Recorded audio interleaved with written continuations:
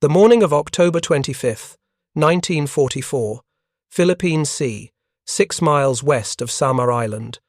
Lieutenant Commander Robert W. Copeland stood on the bridge of USS Samuel B. Roberts, destroyer escort 413, and watched through his binoculars as something impossible materialized through the dawn haze. Pagoda masts, the distinctive tiered superstructures of Japanese battleships, rising like steel temples against the grey horizon. Behind them, the unmistakable silhouette of heavy cruisers, their turrets already training toward his position. The mathematics were obscene. His ship displaced 1,350 tons.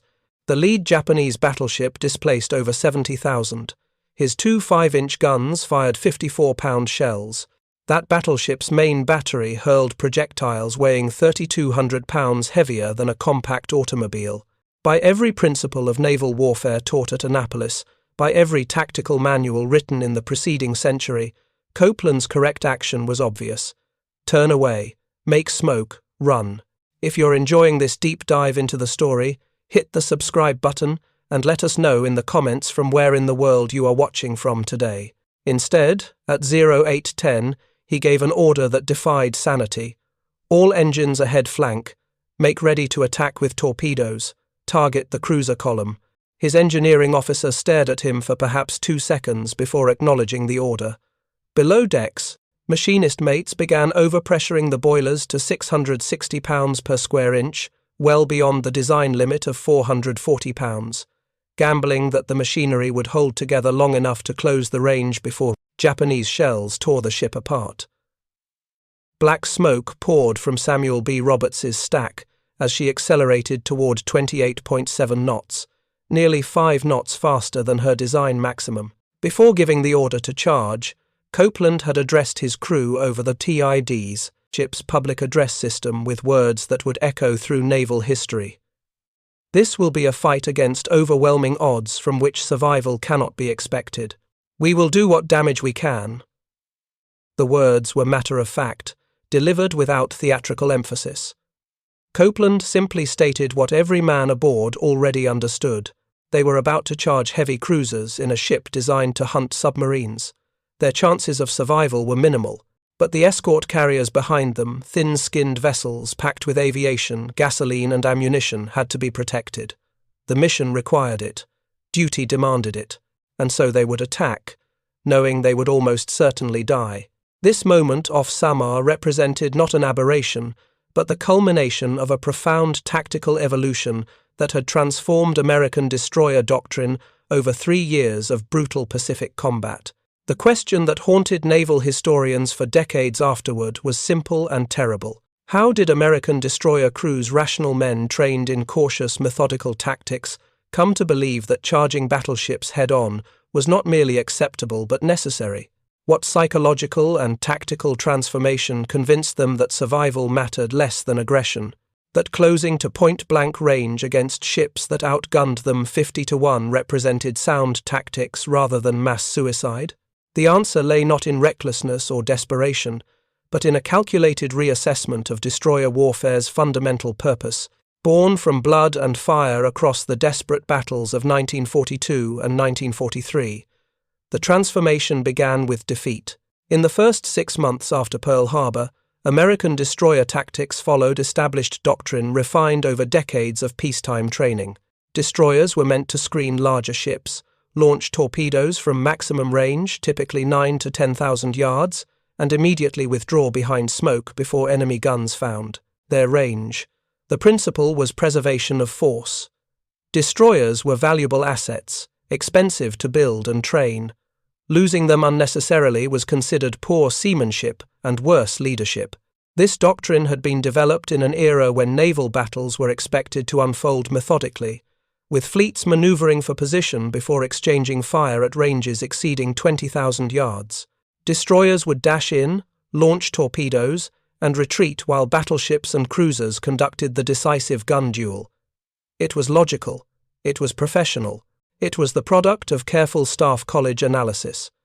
It was also completely inadequate for the savage close-range night actions that characterized the Guadalcanal campaign. The night of August 8th to 9th, 1942, the waters north of Savo Island, just off Guadalcanal.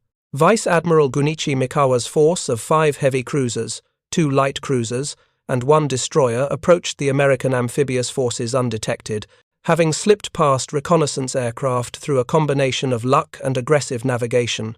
The American screening force consisted of 8 cruisers and 8 destroyers, positioned to protect the vulnerable transport ships, unloading supplies for Marines who had landed on Guadalcanal just 2 days earlier. At 01:43, Japanese lookouts spotted the American ships. At 01:45, Mikawa ordered his entire force to open fire simultaneously. The battle that followed lasted 32 minutes and resulted in one of the most catastrophic defeats in United States Navy history. 4 American heavy cruisers, USS Astoria, USS Quincy, USS Vincennes, and HMAS Canberra, were sunk. Over 1,000 American and Australian sailors died. The Japanese force suffered minor damage to 1 cruiser and withdrew without losing a single ship. The American destroyers present during the battle fired torpedoes according to doctrine, launching from maximum range and turning away to evade return fire. Not a single torpedo hit. The reason was simple and damning. At 9,000 yards in darkness, against maneuvering targets, the probability of a torpedo hit approached 0. The weapons were simply too slow, 46 knots, compared to enemy ships capable of 30 knots, and the ranges too great for the primitive fire control computers of the era to generate accurate solutions. The tactical lesson was unavoidable. Long-range torpedo attacks in night surface actions were nearly worthless. If American destroyers were going to inflict damage, they would need to close the range dramatically, accepting casualties to ensure hits. But institutional doctrine does not change quickly, especially in military organizations where careers are built on following established procedures. The transformation required more than one defeat. It required a pattern of failure so consistent that even the most conservative commanders could not ignore it. Over the following 4 months, American and Japanese naval forces fought 6 more major surface actions around Guadalcanal: the battles of the Eastern Solomons, Cape Esperance, the Santa Cruz Islands, the first and second naval battles of Guadalcanal and Tassafaronga created a curriculum written in blood and burning oil. American destroyer commanders who survived these engagements began recognizing patterns that contradicted their training. First, Japanese ships were superbly handled in night combat, their crews trained constantly in low-light conditions.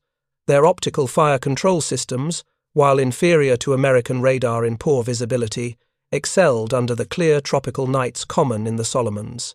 Their Type 93 Long Lance torpedoes outranged American weapons and carried larger warheads. In any engagement where American destroyers attempted to fight cautiously, maintaining range and preserving their ships, the Japanese consistently won. Second, the only American successes came when commanders threw away the tactical manual and closed to knife-fighting range. At the First Naval Battle of Guadalcanal, on November 13, 1942, destroyers USS Laffey, USS Cushing, USS Sterett, and USS O'Bannon charged directly into the Japanese battleship formation at ranges so close that battleship Hiei's 14-inch guns could not depress low enough to hit them. The destroyers were destroyed.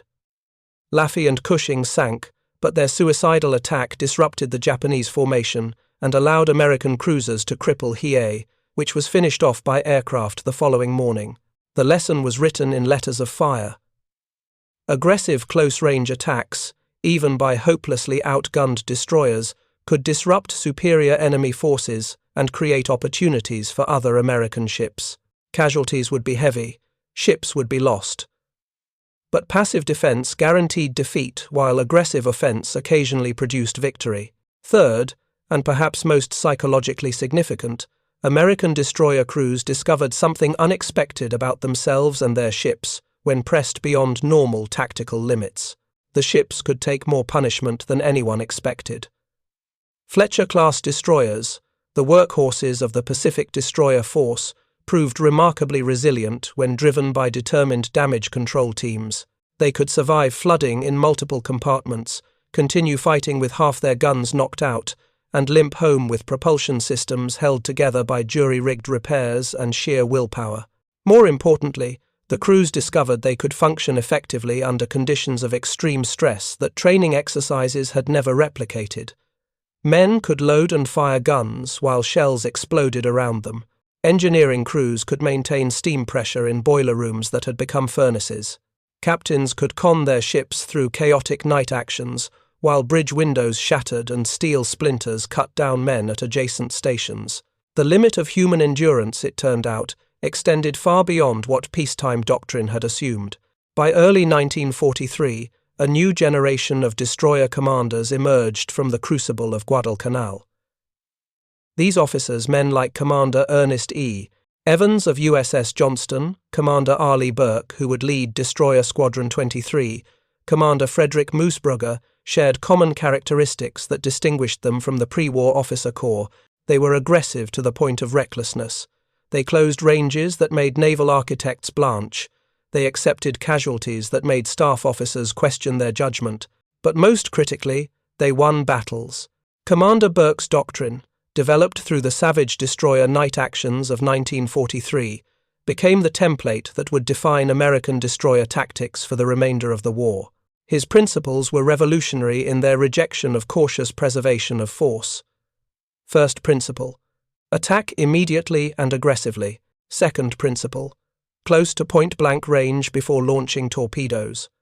Third principle: continue attacking until ammunition is exhausted or the ship is sinking. Fourth principle: never assume the enemy is stronger than you are. The fourth principle contained subtle psychological insight. Fear came not from enemy capability but from one's own mental acceptance of inferiority. A destroyer captain who believed his ship was hopelessly outgunned would maneuver cautiously, providing enemy gunners steady targets. A captain who believed his ship could hurt anything it could reach would charge directly toward the enemy, making his ship a difficult target through sheer speed and aggression, while simultaneously reducing the engagement time before his torpedoes could hit. Burke's destroyer squadron put these principles into practice during the Battle of Empress Augusta Bay on November 2, 1943. When his radar detected Japanese cruisers approaching, Burke did not request permission to attack. He simply informed higher headquarters, "Stand aside, we're going in," and charged directly toward enemy ships at 33 knots. His destroyers closed to under 5,000 yards, less than 3 miles, before launching torpedoes. The aggressive attack disrupted the entire Japanese formation and contributed directly to an American victory. The tactical success validated the doctrine. More importantly, it demonstrated to other destroyer commanders that aggressive attacks against superior forces could succeed. The precedent spread through the destroyer force like a doctrine virus, transmitted through after-action reports, officer conversations, and the simple observable fact that Burke's ships kept winning while cautious commanders kept losing. By mid-1944, American destroyer doctrine had completed its transformation. The ships were no longer screening vessels meant to protect larger units. They had become offensive weapons in their own right, expected to charge directly toward any enemy force regardless of size disparity. Training exercises emphasized close-range engagements. Gunnery drills focused on rapid fire against targets at under 10,000 yards. Torpedo attack simulations practiced approaches to under 5,000 yards. The psychological transformation proved even more significant than the tactical evolution. Destroyer crews began developing an identity separate from the larger fleet, seeing themselves as elite shock troops rather than supporting units. They took pride in their small ship's ability to hurt larger vessels. They developed gallows humor about their slim chances of survival, adopting nicknames like tin cans that simultaneously acknowledged their vessel's thin armor while expressing defiant pride in their offensive capability. This combination tactical doctrine emphasizing aggressive close-range attacks, technological improvements in radar and fire control, and psychological transformation toward viewing desperate attacks as normal operating procedure created the force that would face Vice Admiral Takeo Kurita's battleships off Samar on October 25, 1944. But the transformation remained theoretical until tested against the ultimate challenge. Could destroyers actually damage battleships through close-range attacks, or would aggressive doctrine simply result in destroyers being massacred without accomplishing anything meaningful? The test came not in darkness, where destroyers held some advantage through radar-directed attacks, but in broad daylight against the most powerful surface combatants ever constructed. The Japanese super battleships, Yamato and Musashi, represented the culmination of 40 years of battleship design evolution. Yamato displaced 72,800 tons fully loaded and carried 9 18.1-inch guns, the largest naval rifles ever mounted on a warship. Each gun could fire a 3,220-pound armor-piercing shell over 26 miles with devastating accuracy. Her armor belt measured 16 inches thick, roughly the height of a small child, constructed from specially hardened steel, capable of deflecting shells from any existing American battleship. Musashi, Yamato's sister ship, was identical in every respect. Together, they represented the Imperial Japanese Navy's absolute confidence in battleship supremacy, the belief that armor and big guns remained the decisive factors in naval warfare. The Americans had nothing comparable. Their largest battleships, the Iowa class, displaced only 45,000 tons and carried 16-inch guns, firing lighter shells to shorter ranges. In a gun duel between Yamato and any American battleship, Japanese naval architects calculated their ship would win decisively. The armor would deflect American shells, while Japanese shells would penetrate American armor. The calculation was technically correct. What Japanese planners failed to adequately consider was that battleship versus battleship duels had become functionally extinct.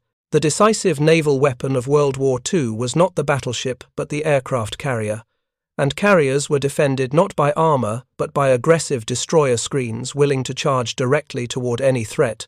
The Battle of the Philippine Sea on October 24, 1944, provided the first test of American aggressive doctrine against Japanese super battleships. Vice Admiral Kurita's center force, including both Yamato and Musashi, transited through the central Philippines, heading toward Leyte Gulf. American carrier aircraft from Admiral William Halsey's Third Fleet located the force and launched strikes throughout the afternoon. Musashi became the focus of the American assault. Over 4 hours, she absorbed punishment that would have sunk any other warship afloat. American pilots reported hitting her with 19 torpedoes and 17 bomb hits, though Japanese sources recorded 11 torpedoes and 10 bombs. The exact count remains debated, but the result was indisputable. At 19:35 on October 24th, Musashi capsized and sank, taking over 1,000 men with her. The sinking proved that sufficient aerial torpedo hits could destroy even super battleships, but it required wave after wave of carrier aircraft, multiple torpedo squadrons, and hours of sustained attacks. The question remained unanswered. Could surface ships, specifically destroyers, inflict similar damage? Or was air power the only effective counter to heavily armored battleships? The answer came the following morning off Samar, when 3 American destroyers and 4 destroyer escorts faced 4 Japanese battleships, 6 heavy cruisers, 2 light cruisers, and 11 destroyers in what would become the most improbable surface action in naval history. At 06:45 on October 25th, Rear Admiral Clifton, Ziggy Sprague, commanding Taffy 3-6 escort carriers, 3 destroyers, and 4 destroyer escorts received reports from aircraft that Japanese battleships were approaching from the north at high speed. The tactical situation was impossible. Escort carriers could not outrun battleships. Their maximum speed of 18 knots compared poorly to Japanese cruisers capable of 30 knots. The carriers' single 5-inch guns could not penetrate cruiser or battleship armor. Their aircraft were armed primarily for ground support missions, carrying general-purpose bombs and rockets rather than armor-piercing weapons or aerial torpedoes. By every principle of naval tactics, Taffy 3 faced annihilation. The mathematics allowed no other conclusion. 4 battleships and 6 heavy cruisers against 6 thin-skinned escort carriers meant approximately 2 hours until the Japanese force closed range and began systematically destroying the American ships with plunging fire that would gut their unarmored hulls. Sprague understood this calculation perfectly. He also understood that the invasion beaches at Leyte Gulf, where 130,000 American troops were landing, lay completely undefended to the south. If Japanese battleships reached those beaches, they could conduct shore bombardment that would devastate the amphibious forces and potentially collapse the entire Philippines invasion. The carriers had to be protected, the Japanese advance had to be delayed, and the only assets available were 3 destroyers and 4 destroyer escorts, whose combined weight of metal could not scratch the armor of a single Japanese battleship. At 07:16, after 11 minutes of frantic maneuvering that bought mere minutes of survival, Sprague gave the order that would define the battle. Small boys attack. The radio call sign for his destroyer escort squadron was Small Boys. The order directed them to conduct a torpedo attack against the Japanese force. Commander Ernest Evans of USS Johnston had not waited for orders. At 07:10, 6 minutes before receiving Sprague's command, Evans had independently turned Johnston northward and begun his attack run. Evans understood through instinct what 3 years of Pacific combat had taught American destroyer commanders. Aggressive attack was the only chance for survival when facing overwhelming force. Every minute spent running was a minute during which Japanese guns found better range. Every second of delay was another second closer to the carrier's destruction. Johnston charged directly toward the center of the Japanese formation at 35 knots, her 5 5-inch guns already engaging heavy cruiser Kumano at maximum range. Evans's tactical calculation was simple and brutal. He needed to close to under 10,000 yards to launch torpedoes effectively. That meant penetrating through approximately 17 miles of ocean under fire from dozens of Japanese guns firing shells that outweighed his entire ship. The odds of survival approached 0. Evans accepted this. His crew accepted this. They charged anyway, because the alternative, watching the carriers be destroyed while Johnston remained safely distant, was unthinkable. The transformation from cautious pre-war doctrine to aggressive close-range tactics was complete. American destroyer crews no longer calculated survival probability before attacking. They simply attacked, accepting casualties as the necessary cost of completing their mission. This psychological transformation, this fundamental acceptance that mission accomplishment mattered more than survival, would define the next 2 hours and produce one of the most extraordinary actions in naval warfare history. If you find this story engaging, please take a moment to subscribe and enable notifications. It helps us continue producing in-depth content like this. Johnston's 5-inch guns opened fire at 07:07, engaging heavy cruiser Kumano from maximum range. The Mark 37 fire control director, linked to a Mark 1A computer, gave American destroyers a devastating advantage that Japanese commanders consistently underestimated. While Japanese optical rangefinders struggled with smoke, rain, and rapidly changing ranges, Johnston's radar painted perfect firing solutions continuously updated in real time. The destroyer's shells began hitting Kumano within minutes. The 54-pound projectiles could not penetrate the cruiser's armored belt 4 to 5 inches of hardened steel protecting her vitals. But they could devastate her superstructure and upper works, where thinner armor and numerous flammable materials created vulnerabilities. Over 10 minutes, Johnston fired over 200 main battery rounds at an astonishing rate, maintained through superbly trained gun crews working in perfect coordination. At least 45 shells struck the heavy cruiser. Fires erupted across Kumano's topside. Her bridge was shattered by repeated hits, killing officers and severing communication lines. Her fire control stations were demolished. Though her engines remained functional and her main 8-inch battery intact, Kumano's ability to fight effectively was severely degraded. She had been blinded and mauled by a ship 1/6 her size. At 07:20, having closed to 10,300 yards, just under 6 miles, Evans launched Johnston's entire spread of 10 torpedoes. The weapons streaked toward Kumano at 46 knots, leaving phosphorescent wakes pointing directly back toward their launcher. 1 torpedo, possibly 2, slammed into Kumano's bow. The explosions tore off the entire forward section of the cruiser from the bow to the forward turret. Water flooded her forward compartments through the massive hole where her bow had been. Kumano's speed dropped immediately to 8 knots. She turned away from the battle, escorted by heavy cruiser Suzuya, detailed to protect the crippled ship. Johnston had accomplished what seemed impossible. A 2,100-ton destroyer had crippled a 13,000-ton heavy cruiser armed with 10 8-inch guns. But victory came at a terrible and immediate price. At 0730, as Johnston turned to hide in her own smokescreen, battleship Yamato fired a full 9-gun salvo at what her fire control station had identified as an American light cruiser. The Japanese had mistaken Johnston for a much larger ship based on her aggressive attack and the heavy damage she had inflicted on Kumano. From 20,300 yards away, over 9 nautical miles, Yamato's optical rangefinders acquired Johnston with deadly accuracy. 3 18.1-inch shells struck Johnston almost simultaneously, the first hit below the waterline aft, penetrating the destroyer's unarmored hull as easily as a rifle bullet through paper. The explosion tore into the after-engine room, rupturing steam lines and flooding compartments.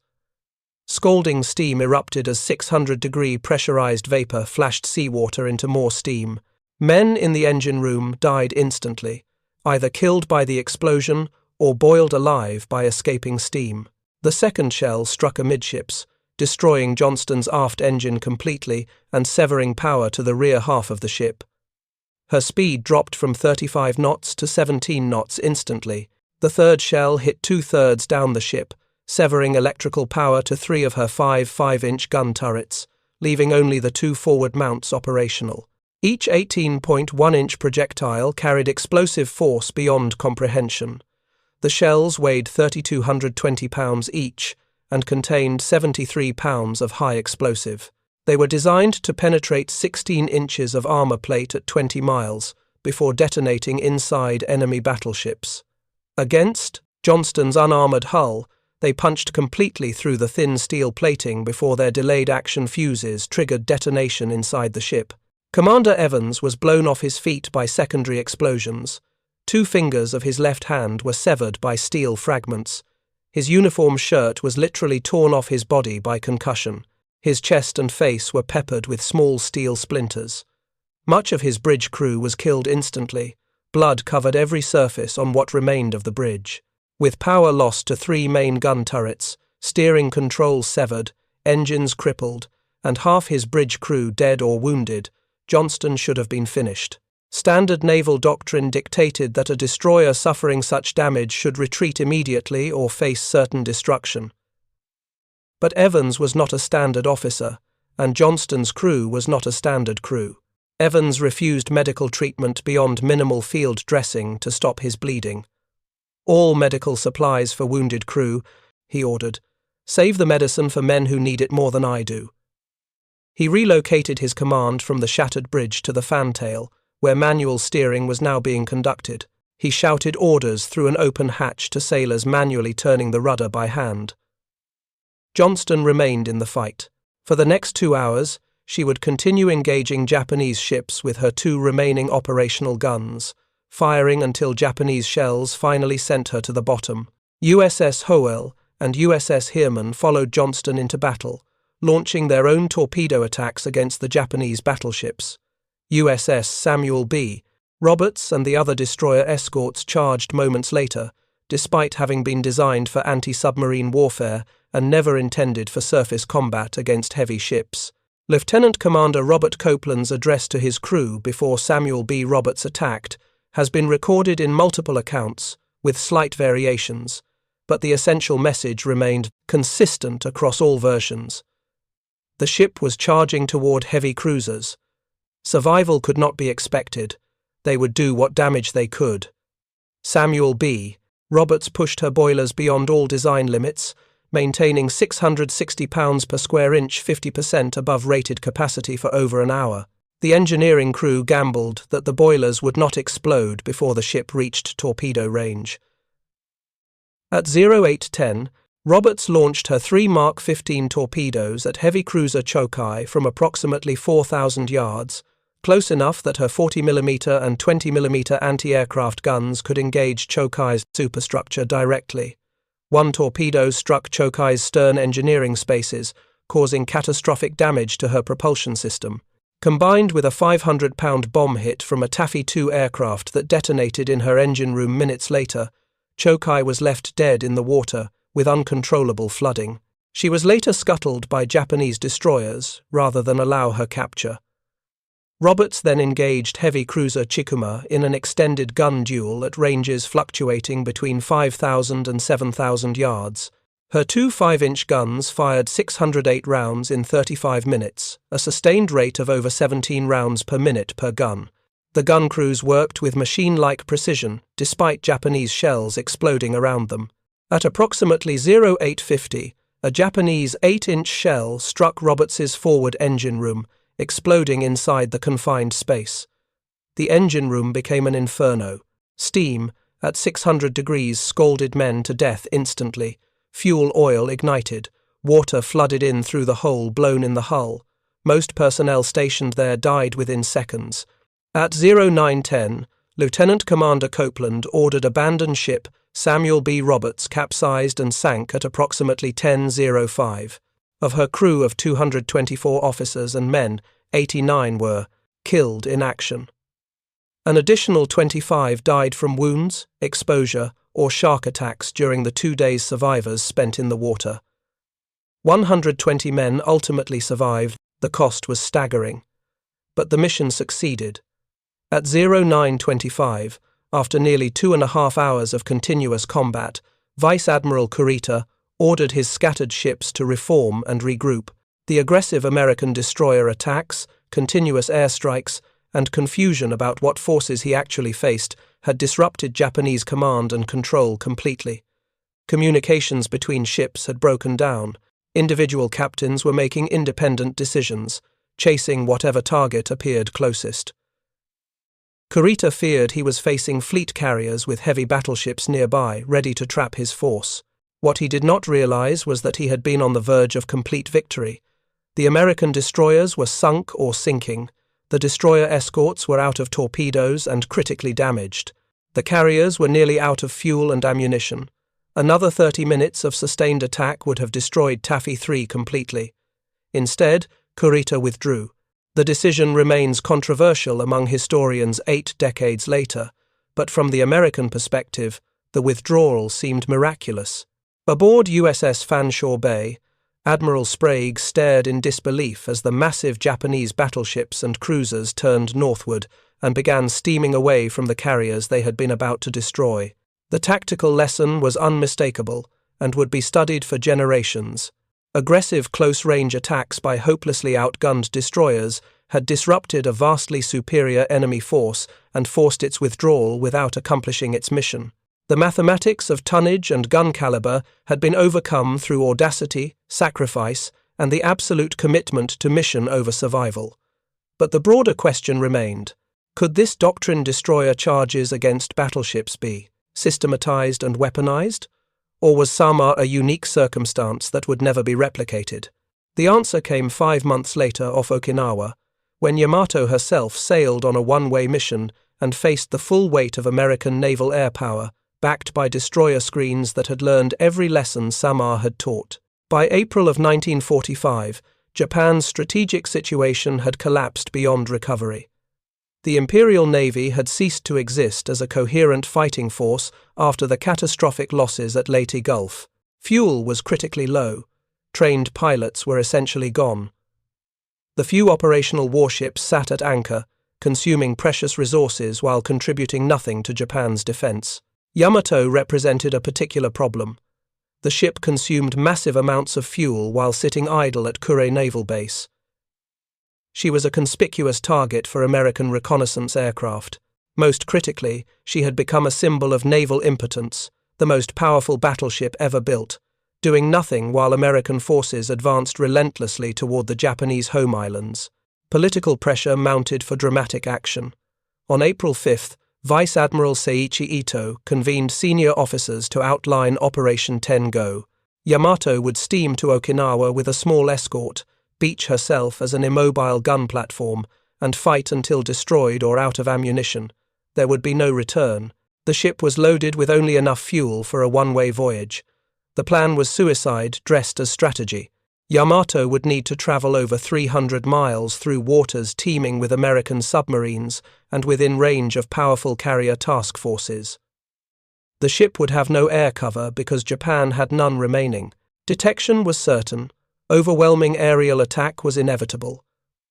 On April 6 at 1500 hours, Yamato slipped from Tokuyama anchorage, escorted by light cruiser Yahagi and 8 destroyers.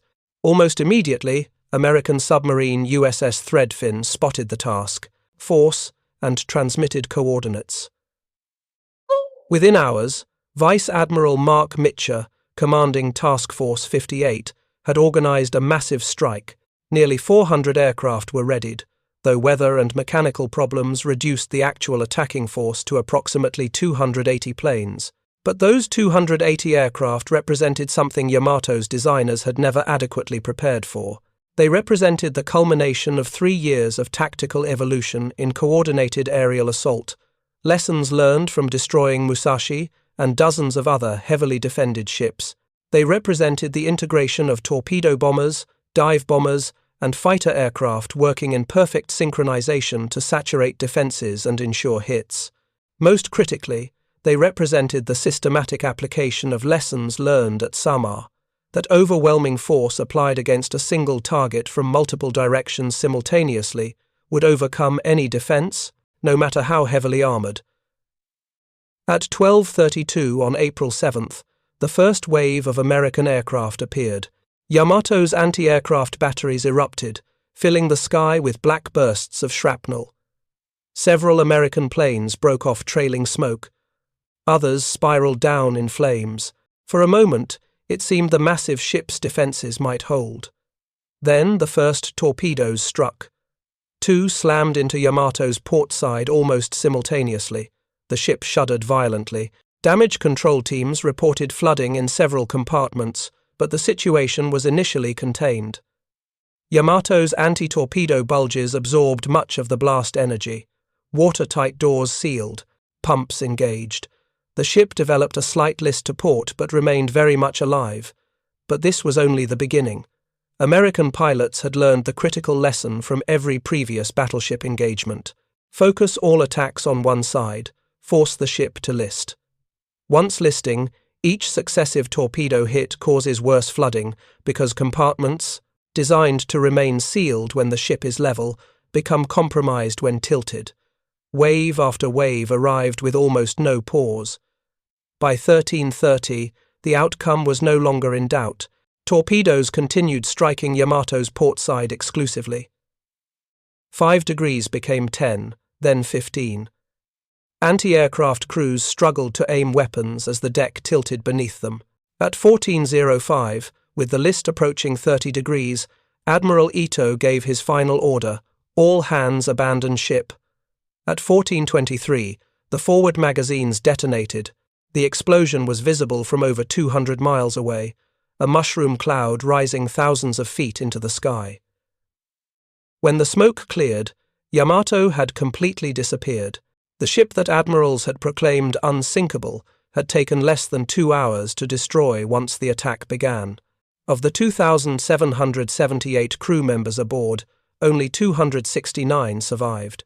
Yamato rests today in 1,120 feet of water, her massive hull split into sections, a monument to the strategic blindness that built the ultimate weapon for a style of warfare that had already become obsolete.